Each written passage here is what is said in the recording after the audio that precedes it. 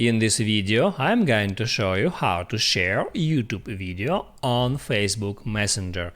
That is quite simple and easy to do, so let's begin. And first, open up YouTube app, and then right here from your homepage you can find a video that you want to share, and then you can hit at that three dots icon and then tap Add Share to bring up that options. Also, you can do the same thing from video page. You can open up a video, and then right here you can easily find Share feature. You can tap on that to bring up that share options, and from here you can find the Facebook Messenger. If you can't find it here, you can drag this toolbar to the left until you find it, and then just hit where it says Facebook Messenger. Now it asks if I want to open up Messenger app. I'll hit at open.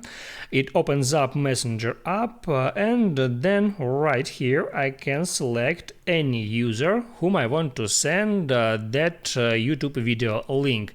I can just right here tap at send, or I can also use a search box to search for some specific person.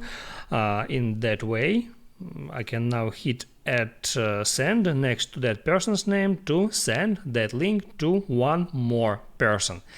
I hope it helps you guys, so don't forget to like and subscribe.